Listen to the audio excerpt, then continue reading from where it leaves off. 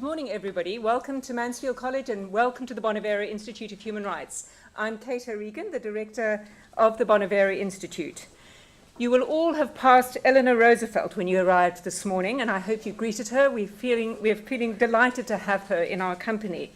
And we're particularly delighted that it was Secretary Hillary Rodham Clinton who graciously agreed to illuminate her last night, which was a memorable occasion for all who were there.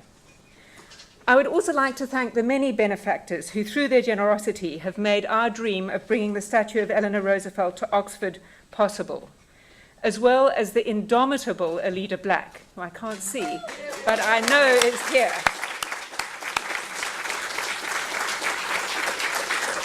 Who took our idea and ran with it like nobody else could have. Thank you, Alida. Thanks as well to another indomitable woman, Helena Kennedy, who is somewhere here as well.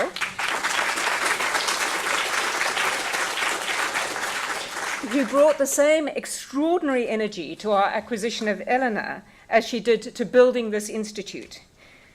I'd also like to thank Penelope Jenks, who I'm not sure is here this morning, but who was the sculptor and who warmly acceded to our request for a second casting of the statue.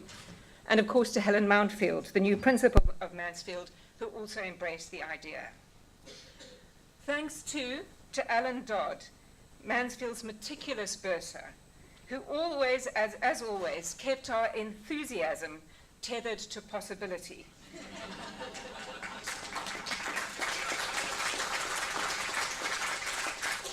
To the Bonavero's wonderful administrator, Zoe Davis-Heaney. I don't think she's here because she's probably doing things, being Zoe, but whose rare combination of kindness, warmth, and industry makes the Bonavero what it is. And to a team of others, including Lynn Quiggin, Mansfield's domestic bursar, Emma Prashevitz, the Bonavero's new events coordinator, Sarah Norman, our moot coordinator, Greg Jennings, Mansfield's IT manager, Greg Glasson from the Foundry, who cast the statue, Michael Cooper and Alison Rausch from Oxford's North American Development Office, and Eswet May Wilkes from the Law Faculty, as well as many others. Thank you to you all for the extraordinary goodwill and help you've given us.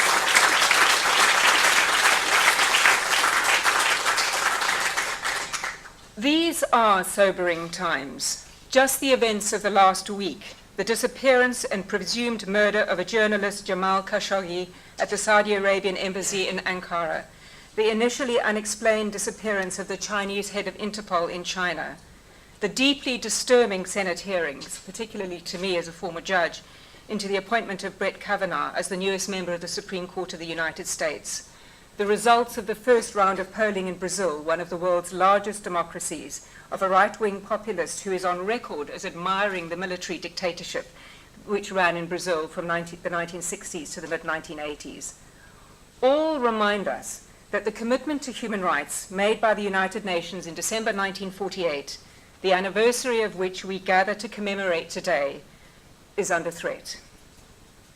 The commitment to human rights as a founding principle of the United Nations was first made in San Francisco in the spring of 1948, when representatives of 46 nations met to discuss the drafting of the Charter. The promotion of human rights was written into the preamble in Article 1 of the United Nations Charter, and crucially, Article 68 provided that the Economic and Social Council would set up a commission for the promotion of human rights. A nuclear committee was set up, and Eleanor Roosevelt was elected chair of this committee. It recommended that the first task of the Commission on Human Rights would be to draft a Charter of Human Rights. And a few months later, the Commission commenced that work. And again, Eleanor Roosevelt was appointed to represent the United States and was again elected chairperson. Over the next 2.5 years, the Commission met to draft what has become the Universal Declaration of Human Rights. A wide range of people from around the globe were involved in working closely on the text. John Humphreys from Canada, René Cassin from France, Charles Malik of Lebanon, Peng Chun Chang from China, Hansa Mehta from India, William Roy Hodgson from Australia, Carlos Romulo from the Philippines, Hernan Santa Cruz from Chile, and of course, Eleanor Roosevelt. The project was a difficult one and made more difficult by the fact that it was being undertaken in what was then too a sobering time. In the period that the Commission worked on the draft, Britain withdrew from Palestine, India became independent, Mahatma Gandhi was assassinated, the Cold War intensified, there was a coup in Czechoslovakia in February 1948 that resulted in communist control of the government, and in May 1948 the Soviet Union cut all rail links between East and West Berlin and commenced the so-called Berlin blockade. Kim Il-sung claimed jurisdiction over all Korea and sealed the border between North and South Korea. And my own country, South Africa, elected a political party, the National Party, committed to the policy of apartheid. These are all the events that still shape our present. Despite the challenging political times, however, and despite some heated disagreement, the Universal Declaration was adopted by the United Nations on the 10th of December 1948, Human Rights Day. And it has, for the last 70 years, stood as a firm reminder of a global commitment to human rights, despite the shadows cast by the political events at the time of its adoption. As we gather today to talk once again about our need to confront illiberalism, to recommit to societies that are based on openness and freedom, and on the principle that we value every human being equally, remembering the challenges of 1948 can give us heart. I hope that this conference will remind us that now, as then, there are brave people in all corners of the globe who hold the vision articulated in the Universal Declaration of Human Rights close, and who consider that it can continue to guide us in our uncertain world. Our panelists today come from many corners of the globe. Some are scholars and some are practitioners or activists, and they all have something to tell us about what we can and should do to confront illiberalism and carry the vision of the Universal Declaration forward. We all know and understand that institutions within the state are key to the preservation of open and free societies. Legislatures that take their work seriously, independent and impartial judiciaries, skilled and well-resourced electoral commissions, and ombuds that investigate complaints assiduously. These institutions are key to the stability and success of democracies. But the structure of this conference is designed to remind us of how important a different group of institutions, those that fall largely outside the state, are in building strong democracies. The media, civil society organizations, and universities are three of the most important institutions of open and free democracies, and it is their role that we'll be discussing today. We're particularly delighted to welcome Hillary Rodham Clinton to deliver the keynote address, a human rights activist herself throughout her life and a person committed to the vision held out by the Universal Declaration of Human Rights. Mansfield College appointed her an honorary fellow last night, and in accepting, she honored us. And as I said then, Secretary Clinton's career demonstrates a rare commitment to putting public service over self-interest and to promoting women in public life and to protecting children. As was also evident last night in her conversation with Baroness Helena Kennedy, Secretary Clinton has a deep and insightful knowledge of global affairs, and she is especially concerned about the challenges that contemporary democracies face. We are indeed fortunate to have someone of her stature, insight, and courage to deliver the keynote address. Please join me in welcoming Secretary Clinton.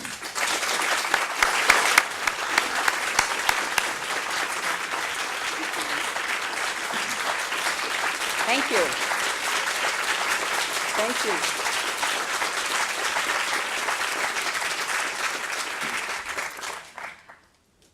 Let us imagine for a moment that we are gathered together late in the evening on December 9th, 1948.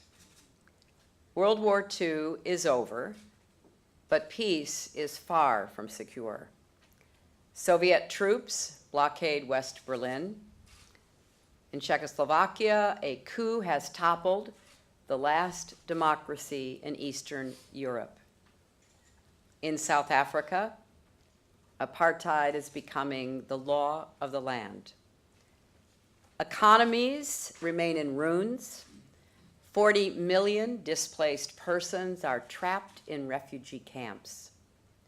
And in Paris, negotiators from 58 disparate and rivalrous nations struggled to agree on a version of peace to replace the horrors of war. Already, debate has raged. Through 300 meetings and over 3,000 hours. Yet still in question is whether the United Nations can do what the old League of Nations could not: offer the world a roadmap for peace and prosperity strong enough to withstand the appeals of demagogues and the ravages of poverty and fear. The outcome rested on the persuasive powers, the diplomatic skills, the dogged persistence of one woman. An American woman in her 60s with only 4 years of formal education, but schooled in the real world. Eleanor Roosevelt had seen humanity at its finest and its cruelest. Dead boys on the fields in France, soup kitchens and empty storefronts in the Great Depression, hospital corridors filled with wounded soldiers in Pacific war zones, refugee camps filled with Holocaust survivors and those displaced by war. Dear Lord, she often prayed, help me to remember someone died for me today. Help me to remember to ask and answer, am I worth dying for?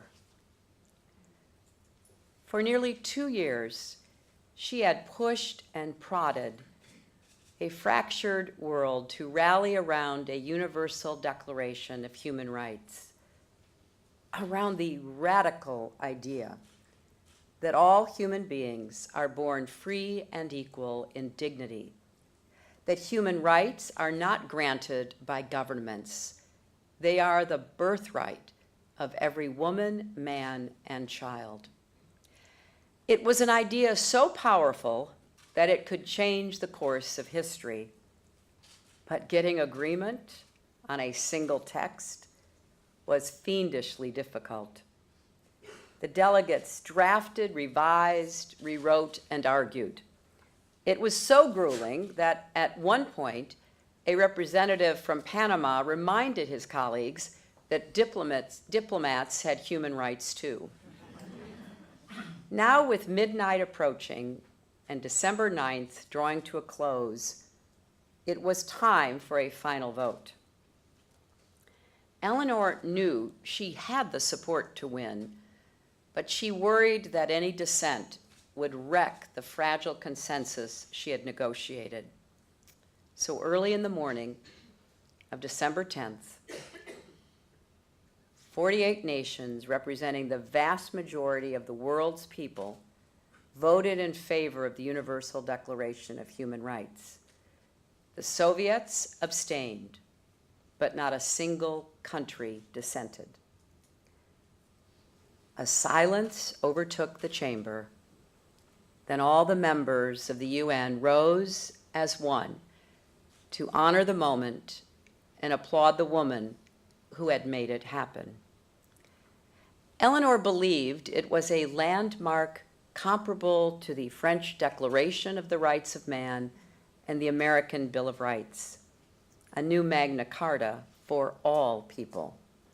Not perfect, but a compass pointing the world toward freedom and dignity. She also understood that this victory was only the beginning of what she called the long trek to make human rights a human reality. History has proved her right. If Eleanor were here today, I think she would be appalled but not surprised to see dictators still oppressing their people, from Moscow to Beijing and beyond.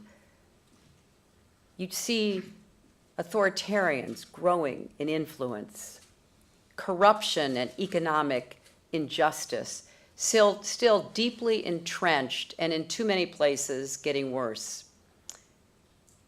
You'd see racism and xenophobia still turning us against one another. But I think she would also be proud of what we have accomplished. The Universal Declaration has become the most widely translated single document in the history of the world. Generations of activists, leaders, and ordinary citizens have carried its principles forward.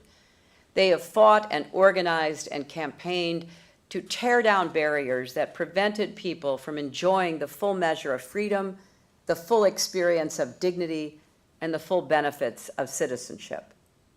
They've built a system of international law and institutions to protect the freedoms spelled out in the Declaration and to hold violators accountable. They've woven human rights into domestic constitutions and made them a crucial test of any government's legitimacy. In country after country, human rights have come to be seen not as a high-minded luxury, but as a core national interest. In many places, racist laws have been repealed, legal and social practices that relegated women to second-class status have been abolished. The ability of religious minorities to practice faith freely has been secured. Command economies have fallen and free markets have risen. Extreme poverty has receded and war has become less frequent. The language and law of human rights have enabled people to reclaim ownership over their own lives. Millions whose lives were once narrowed by injustice or oppression are now able to live more freely and participate more fully in the political, economic, and social lives of their communities. So yes, today the world is safer, richer, freer, and fairer than it was in 1948. Yet 70 years after that historic night in Paris, forces are at work from both the left and the right to undo the progress in the name of nationalism, populism, religion, and ideology. Our long trek remains far from finished. I come here today not just to remember Eleanor, but to remind us that we have urgent work ahead. I want to thank Cato Regan and the Bonavero Institute for giving me this opportunity. I'm grateful to Helena Kennedy, Helen Mountfield, all our distinguished panelists, Mansfield College, and Oxford University. The cause of human rights has been close to my heart for a long time.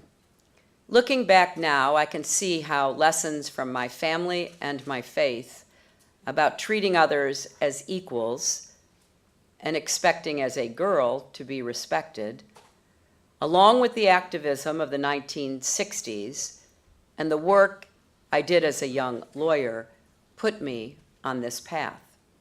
I learned that human rights are not just the stuff of philosophy or high diplomacy, but must be the substance of everyday life.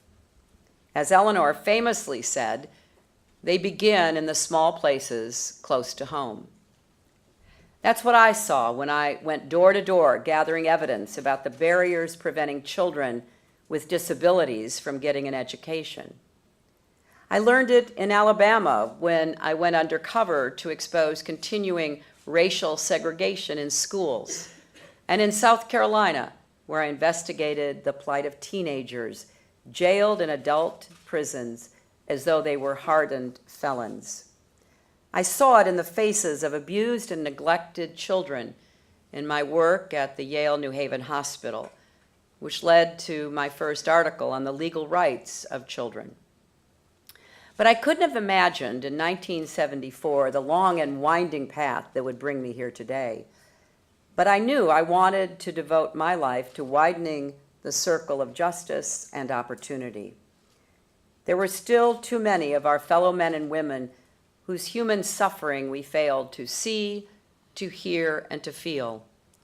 Too many excluded from the fundamental rights proclaimed in the Universal Declaration.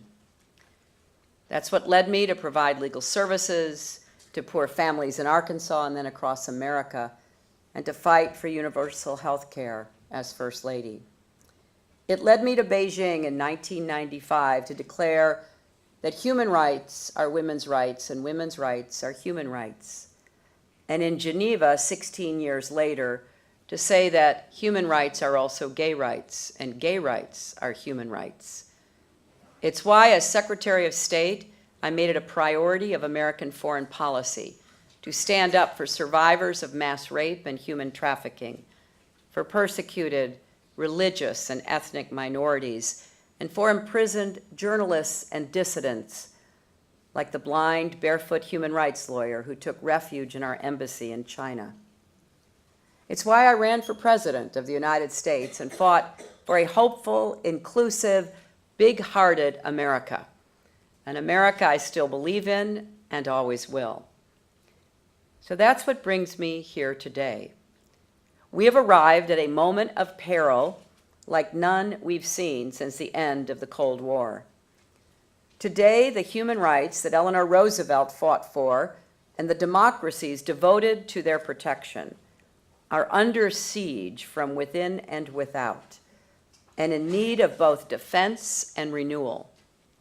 To turn back a rising tide of authoritarianism, we must hold fast to the principles of the Universal Declaration and offer a compelling new vision of democracy that delivers a better life for people everywhere, with less inequality and more opportunity, unity, and decency. As Eleanor said, to stand still is to retreat.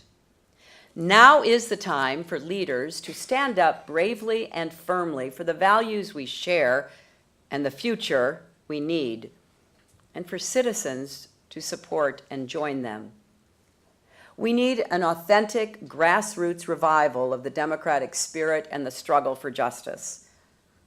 We're starting to see it emerge, driven by popular movements around the world, from Black Lives Matter activists demanding racial justice, to women courageously declaring Me Too, to tens of thousands of those protesting attacks on an independent judiciary in Poland, to people demonstrating against corruption and impunity in Guatemala and Nicaragua. It's time for all of us, in whatever way we can, to heed the courage of activists like Malala, who is here with us today. She didn't ask to become a global symbol of the struggle for the human rights of girls seeking an education. She wanted to live her life and go to school. But after the Taliban shot her in the head, there was no way she was going to back down.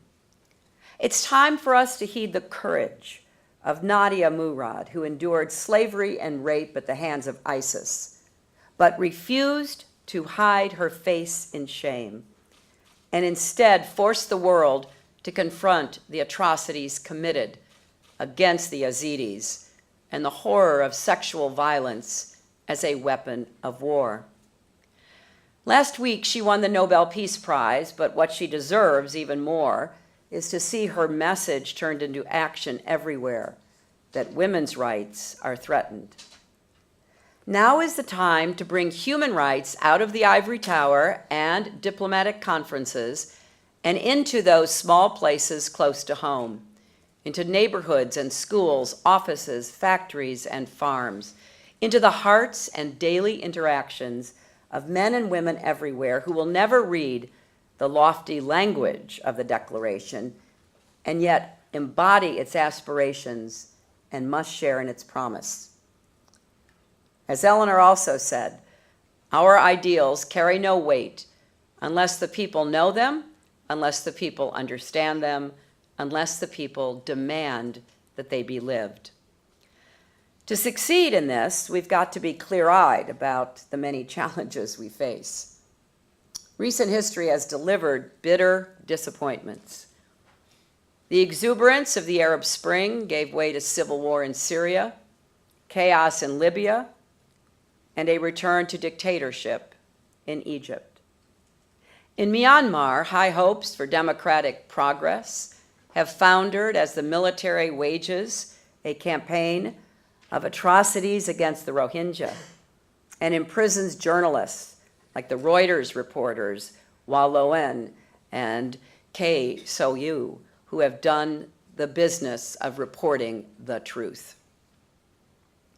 There was a time, not that long ago, when many of us believed the appeal of democracy combined with diplomatic engagement and expanding trade would slowly but inexorably lead closed societies to open up and embrace human rights.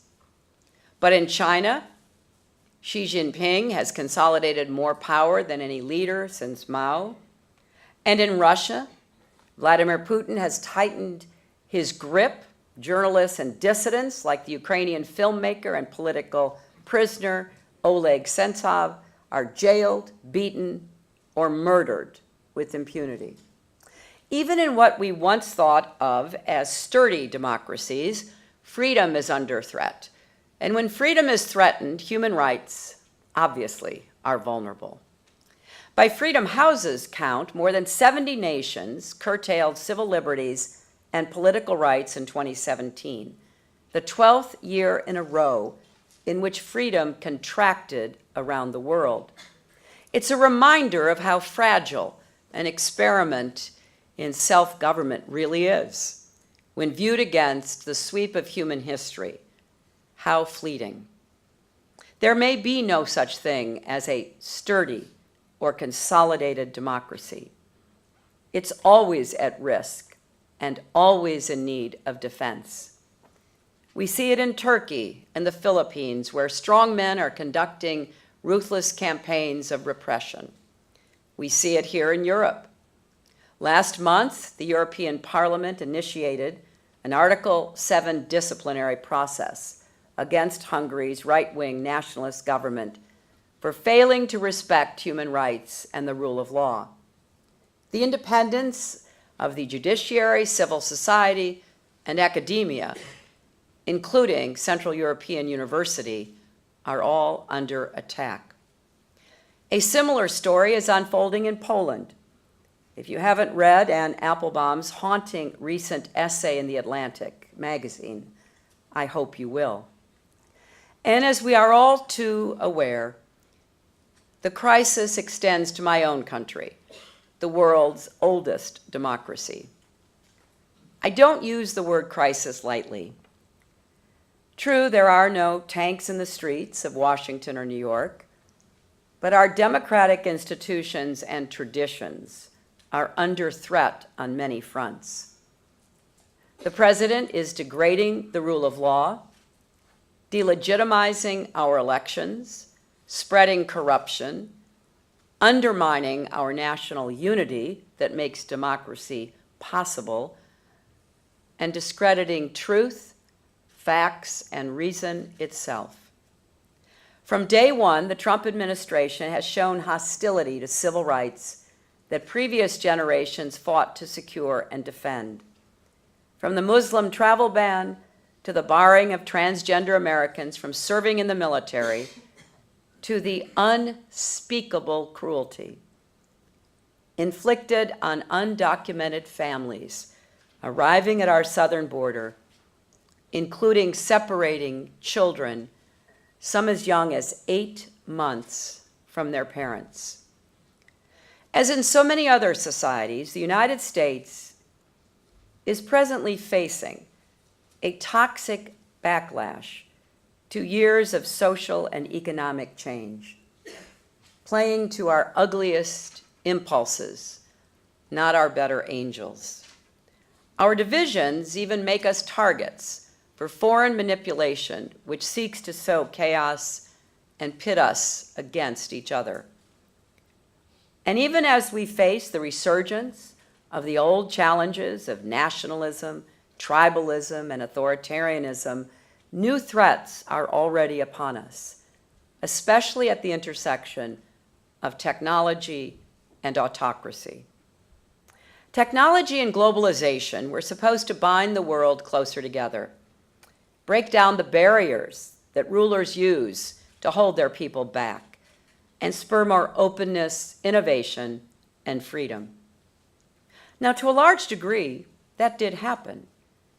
And yet we've learned the hard way that technology is a double-edged sword, not just carrying democratic values to oppressed people, but also giving authoritarians the tools to tighten control and counterattack at the foundations of open societies. The whole world now knows that Putin's Russia is waging cyber warfare and manipulating social media to influence elections and referenda, and to polarize and cripple democracies across the West. It's not just the United States, but in Germany, France, Spain, Italy, the Baltic countries, and beyond, Kremlin-backed hackers and propagandists have sought to inflame divisions and advance an extreme right-wing agenda. Here in the UK, senior lawmakers like Damian Collins, a Tory, and Labour's Tom Watson have called for a full and independent investigation into Russia's role in the Brexit referendum. Collins, who has led the parliamentary inquiry, warns of a crisis in British democracy, and I quote, based on the systematic manipulation of data to support the relentless targeting of citizens, unquote. And while Moscow co-opts the open internet for its own purposes, Beijing is working tenaciously to end it altogether.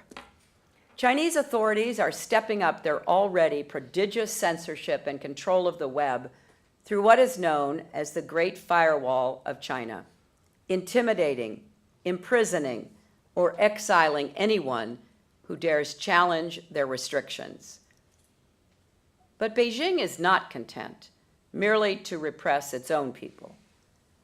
It also bullies foreign tech companies, nations, and international organizations alike to accept its vision of an internet divvied up between all controlling national governments. At home, Beijing is using artificial intelligence to construct a fearsome new 21st century model of totalitarian repression. In the western Xinjiang province, Chinese authorities have deployed a vast surveillance system of checkpoints and high-tech cameras that use facial recognition to track the Uyghur population. This feeds into what UN officials have described as a massive internment camp, shrouded in secrecy that holds somewhere between 100,000 to 1 million Uyghurs. And there are credible reports of mass detention, torture, and brainwashing. This is just the beginning.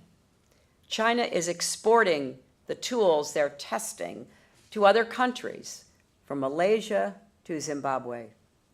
The government also is collecting enormous amounts of data on all of its citizens and designing a nationwide social credit score system to track their daily lives, to reward behavior the state approves of, and to punish those who step out of line.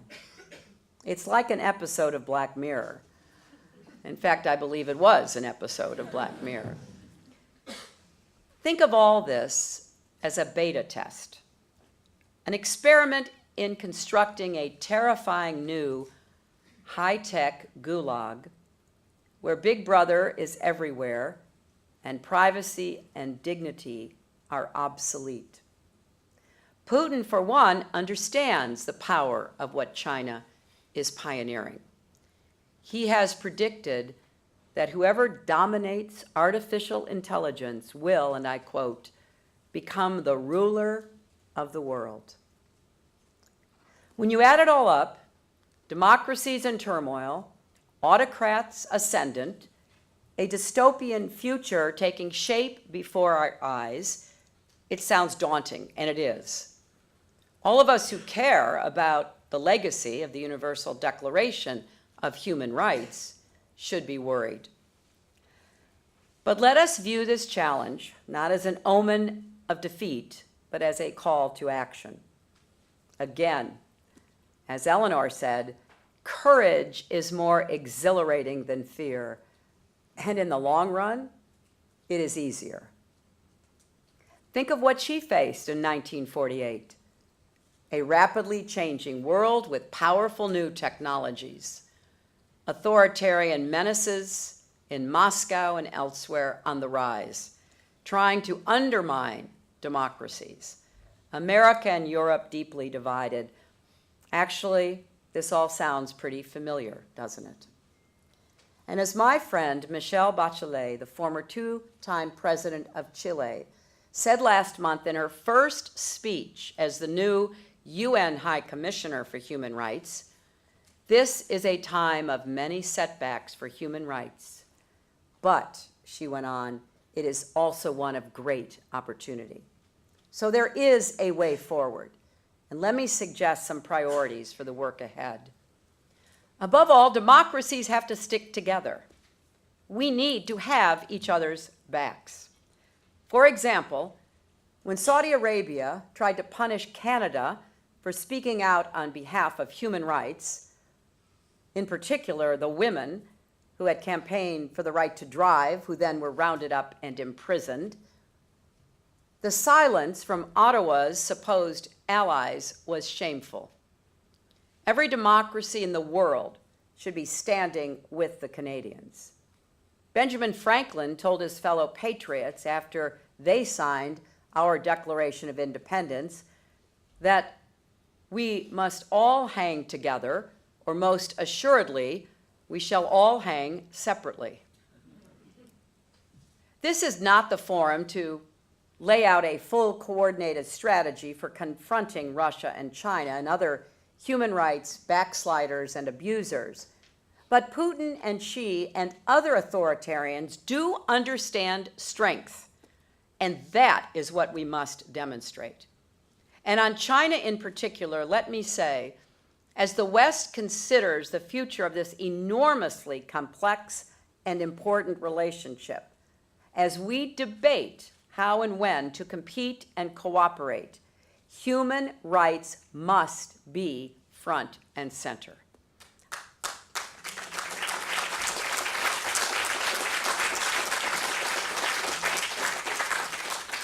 And let's not be fooled by the masquerade that countries like Hungary and Turkey are still real democracies, just illiberal ones. Illiberal democracy is a contradiction in terms. To be a democracy takes more than an election, even a free and fair one. It also requires free expression and a free press, the rule of law and an independent judiciary, vibrant civil society, and transparent and responsive institutions that are accountable to all citizens and protect their rights equally. Without these things, illiberal democracy is no democracy at all. It's just authoritarianism by another name. I hope the European Union and the people of Europe will resist the backsliding we're seeing in the East. It's disheartening to watch conservatives in Brussels vote to shield Viktor Orban from censure, including British Tories. They've come a long way from the party of Churchill and Thatcher. The slide toward autocracy is at least as grave a threat to the European project as the financial crisis or Brexit. It's also a threat to NATO. The treaty that created the alliance made it very clear. NATO is, quote, founded on the principles of democracy, individual liberty, and the rule of law, unquote. If those values fail, so will the alliance. And we also can't be taken in by self-styled realists or admirers of strongmen who argue that human rights are luxuries that must be sacrificed in pursuit of stability and security. Clamping down on freedom can create the illusion of security. So can building walls and turning away refugees. But over the long term, repression undermines stability and creates new threats. Autocracy is brittle. The illusion of stability fades, but people's yearning for freedom does not. So democracy sticking together is the first thing we must do. Here's a second. Now more than ever, let us be unwavering, unambiguous, and unequivocal in defending the achievements of the human rights movement and championing our values. There have long been critics who dismiss the movement as Western imperialism or who would have us practice a form of moral relativism. There are others who claim to cherish human rights, but their concern only extends as far as their own tribe. These are attacks on the concept of universality that lies at the heart of the Declaration. Now, it's obviously true. Different cultures have different conceptions of liberty and the relationship between the individual and the state. It's also true that people will think differently about those close to them, their kin and country, than they do about people far away who they've never met and who may look, love, and worship very differently than they do. But the drafters of the Declaration understood all of this. They came from different cultures and faiths and disagreed about many things, but they recognized a fundamental truth of human nature, one at least as powerful and hardwired as the fears that pit us against each other and make us crave security and stability, the truth that people everywhere yearn for freedom and dignity, regardless of race or creed. Even if we don't always recognize or honor it in each other, that yearning is there. We have that much in common at least.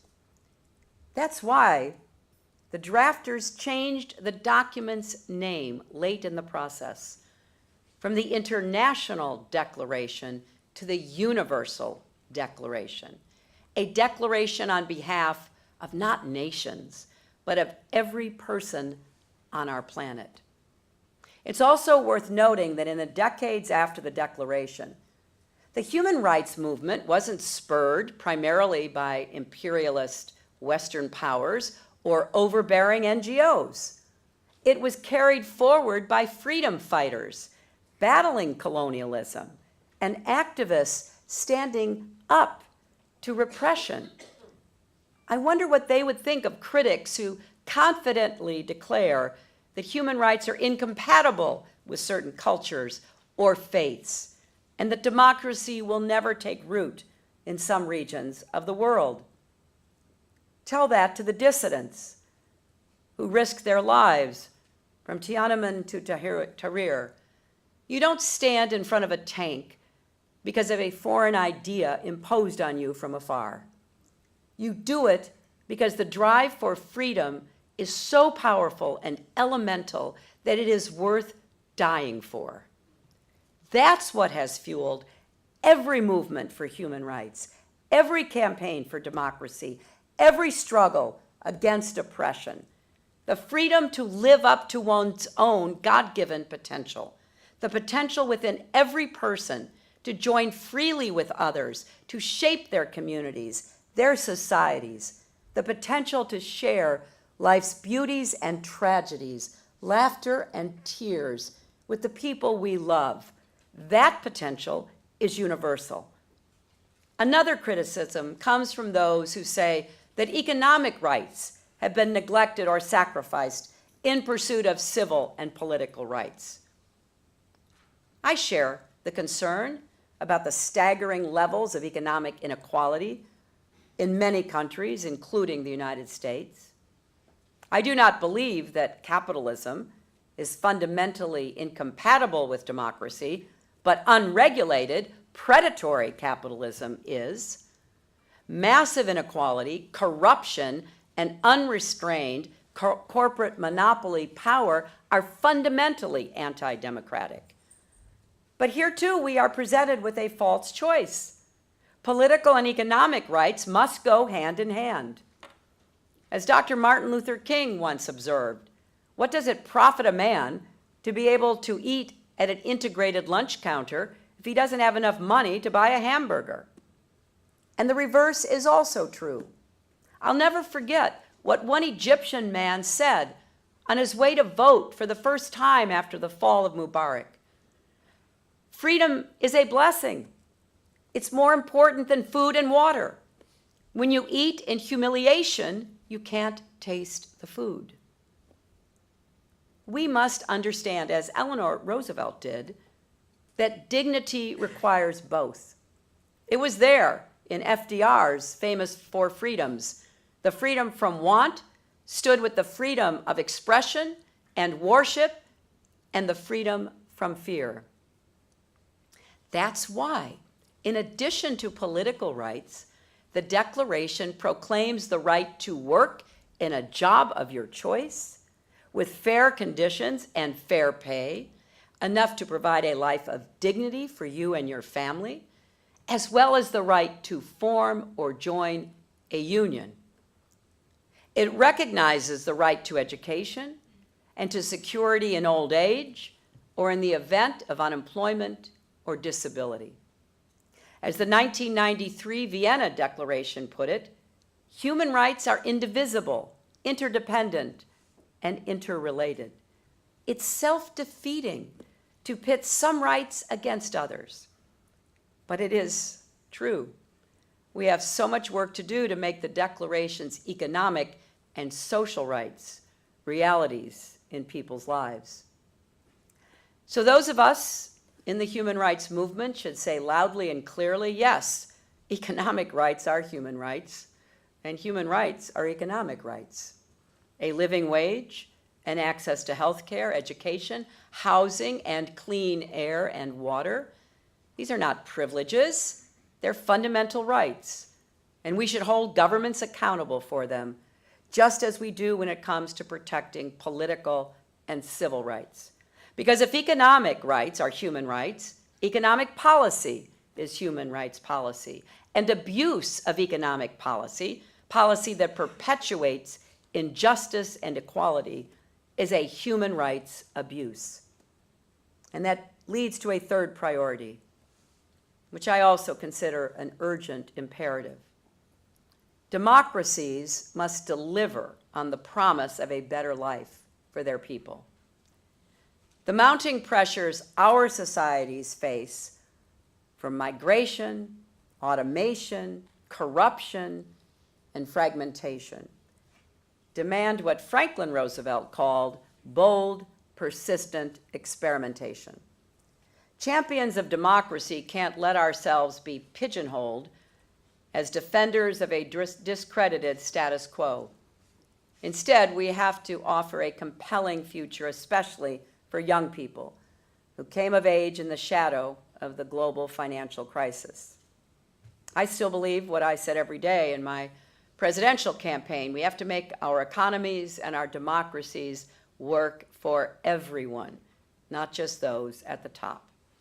We need to break the stranglehold on economic and political power held by a small group of powerful interests and billionaire families, reduce inequality, and produce both more economic growth and more economic fairness.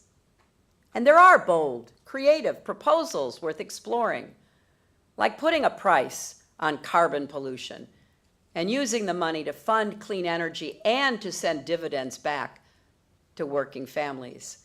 That would lower emissions and raise incomes at the same time, not to mention weaken petro-dictators like Putin. Or taxing net worth instead of annual income, which would reduce inequality and provide the resources needed to make major new investments in infrastructure, education, and health. We should explore how to make a universal basic income work in a way that preserves dignity and a sense of purpose. And we need to reform corporate governance and break up monopolies and oligopolies. Now the list goes on. Because making our democracies deliver also requires making government more ethical transparent, and responsive. In the United States, that means getting dark money out of our politics and doing more to get the voices of marginalized groups into our politics, including by securing voting rights and the actual process of voting, protecting the integrity of our elections. And on both sides of the Atlantic, we have to address the challenge of migration with courage and compassion.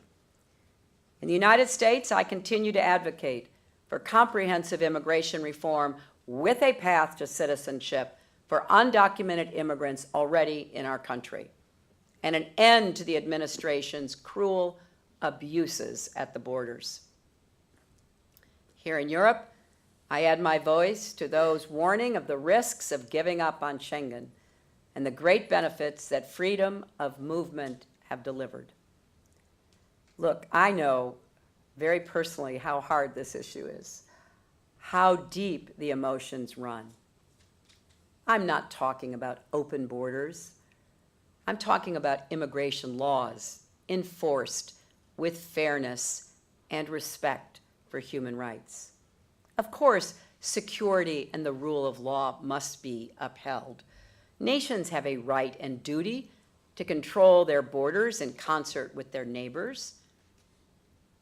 But we can't let fear or bias force us to give up the values that have made our democracies both great and good. Our goal should be to build societies that are secure and welcoming, where everyone counts and everyone contributes. People who are newcomers to our lands and people who have lived in the same place for generations. Now, obviously, I realize these priorities will be more difficult to achieve because the current American administration values the flattery of dictators more than the solidarity of democracies. And Europe's woes compound our challenge.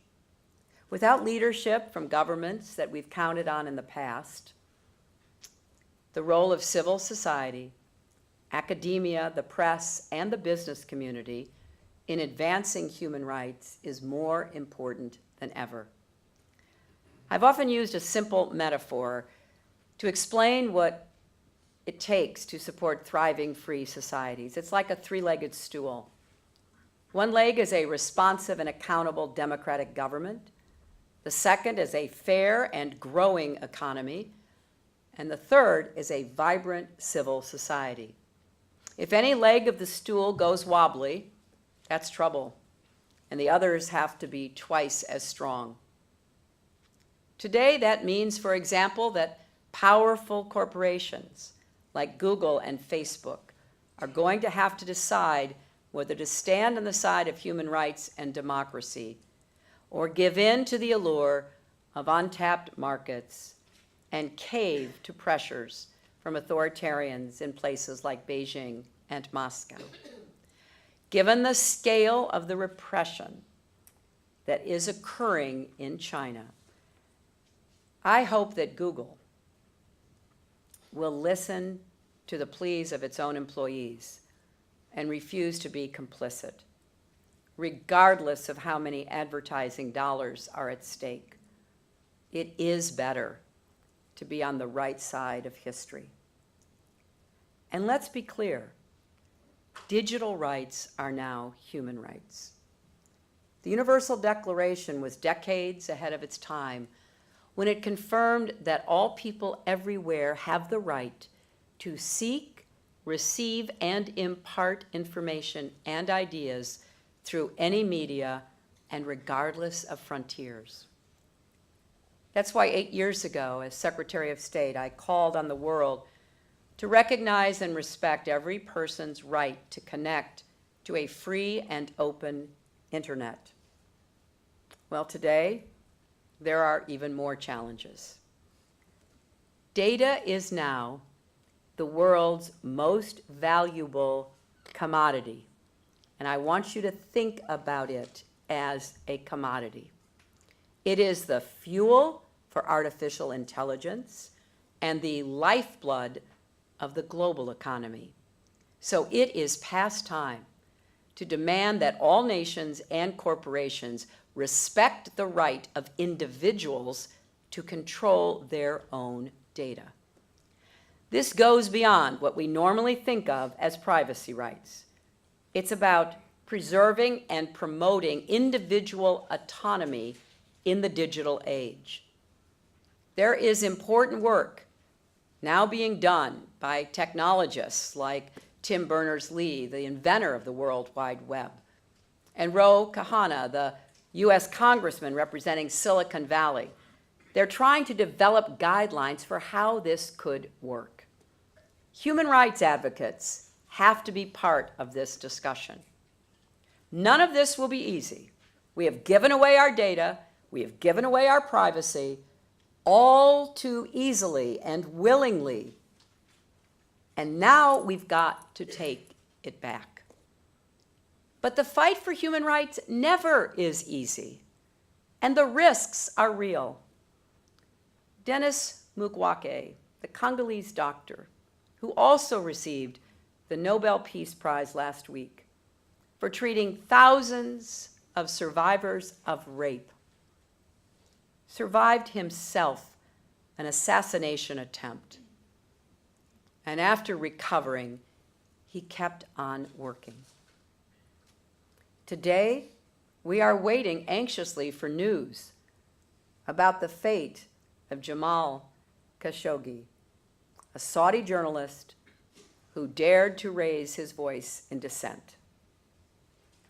If reports of his murder,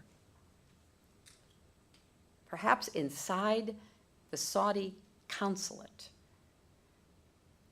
are true, it is both a grave crime and a reminder of the sacrifices made every day in the name of human rights. So it is imperative we continue to support the men and women on the front lines of this struggle, and not to lose heart while we are doing so. Authoritarians may be riding high right now, but in the long run, the desire for freedom, respect, and dignity cannot be denied, even when the opposition seems strongest and the tools at hand weakest. That's why I love the story of the Helsinki Accords. When they were signed in 1975, many in the West dismissed the ambitious human rights provisions as not worth the paper they were printed on. The Soviets would obviously disregard them. All it would do is hand the Kremlin a public relations victory for having signed it. Indeed, Brezhnev believed he had scored such a coup that he ordered the full text of the Helsinki Accords printed in Pravda. But then, something unexpected happened. Behind the Iron Curtain, activists and dissidents felt empowered to begin agitating and working for change. The Accords gave them cover for the first time to talk openly about human rights, and it gave them a focal point around which to organize and build networks. Soviet officials were caught in a bind. They couldn't condemn a document the Kremlin had signed, but if they enforced its provisions, the entire authoritarian system would break down. But in the years that followed, shipyard workers of solidarity in Poland, reformers in Hungary, demonstrators in Czechoslovakia, all seized on the fundamental rights ratified at Helsinki. And they at least rhetorically held their governments to account for not living up to the standards to which they had agreed. And as communism crumbled, it became clear the Soviets had made a mistake. They underestimated the people living under oppression and the universal yearning for freedom. Again, Eleanor Roosevelt said, "Never belittle the value of words, for they have a way of getting translated into facts." That is really what this is all about, to continue translating the words of human rights into facts on the ground into the reality of people's everyday lives, into those small places close to home, so close and so small they cannot be seen on any map of the world. That's where every man, woman, and child seeks equal justice, equal opportunity, equal dignity, without discrimination. Unless these rights have meaning there, they have little meaning anywhere. Without concerted citizen action to uphold them close to home, we shall look in vain for progress in the larger world. Remember, in the small places close to home, that's where rights become real, where they must be defended, not just by governments, but by all of us. It is in those small places where we will reap the rewards of freedom, dignity, and equality, face to face with our neighbors, our classmates, our colleagues, with our fellow citizens. So as we face the enormously complex challenges of mass migration, artificial intelligence, cyber warfare, what we need most is actually quite simple. We have to rediscover our common humanity, not an abstract, warm feeling for the entire species, but the ability to see ourselves in others, not just when it's easy, but when it's hard. That's the root of the golden rule I was taught as a girl in Sunday school, and one that appears in every faith in some form. Do unto others as you would have them do unto you, because they are you and you are they. It's my hope that we start listening to each other and hearing each other. Beyond the echo chambers and the polarized news feeds, putting ourselves the best we can in each other's shoes, especially if our views seem miles apart, trying to find common ground on which we can stand. That's how we nurture what one of our panelists today, Michael Ignatieff, calls the ordinary virtues: trust and tolerance, forgiveness, reconciliation, and resilience.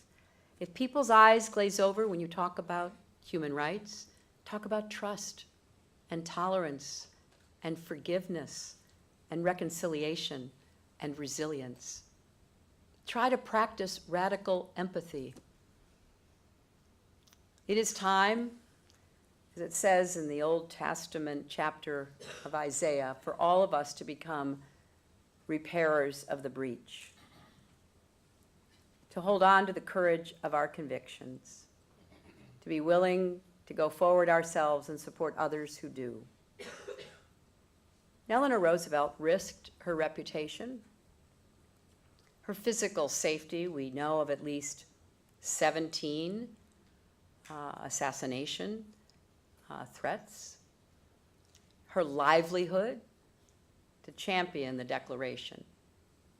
And on her deathbed, she continued to call out a message to the generations to come.